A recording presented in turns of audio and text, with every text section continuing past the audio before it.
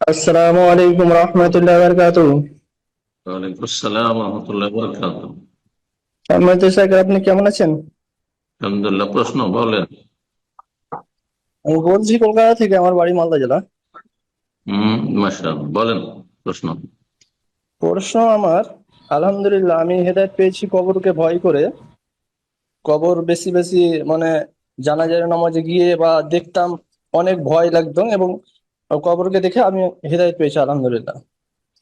তো আমার আলহামদুলিল্লাহ। প্রশ্ন আমার এখন, কবর এবং বিনা হিসাবে জান্নাত কিভাবে যেতে পারবো, কি আমল করতে হবে একটু বলবেন দয়া করে সম্মানিত শেখ?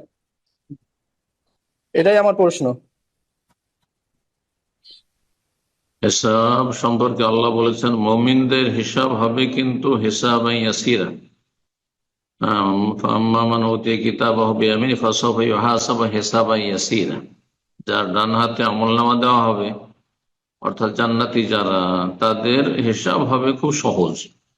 এই সহজ হিসাবটি কি? সহজ হিসাব মানে জিজ্ঞাসাবাদ নয়, বরং আল্লাহ রাব্বুল আলামিন যদি কোনো ভুল ভ্রান্তি থাকে, তাহলে সেই ভুল ভ্রান্তিগুলি, গুনাহগুলির কথা আপনার সামনে, আমার সামনে পেশ করবেন। আমেল তা কাজা ওয়া কাজা ইয়াউমা কাজা ওয়া কাজা, এই এই কাজটা করেছো, এই ভুলটা করেছো, এই গুনাহটি করেছো অমুক দিনে অমুক জায়গায়, এইভাবে জিজ্ঞাসা করবেন। তখন বান্দা ভাববে যে আমি তো গেলাম, শেষ, জাহান্নামে যেতে হবে।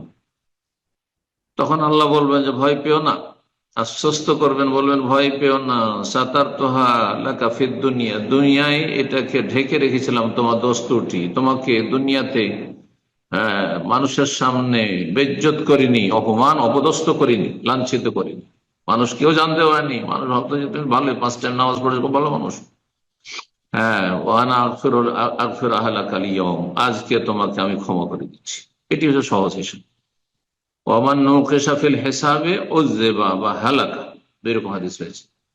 আর ওরাই হচ্ছে হতভাগা, যাদের হিসাব না হবে পাই পাই করে, এটা কেন করেছিলি, কেন করেছিলি, তো সেই ব্যক্তি ধ্বংস হয়ে যাবে, সেই জাহান্নামে চলে যাবে। হ্যাঁ, তাকে আযাব দেওয়া হবে। আল্লাহ হেফাজত করুন, আল্লাহ কবর আযাব থেকে রক্ষা করুন, জাহান্নামের আযাব থেকে রক্ষা করুন, দুনিয়ার আযাব শাস্তি থেকে রক্ষা করুন, জালেমের জুলুম থেকে আল্লাহ রক্ষা করুন। বারাকাল্লাহু ফিক।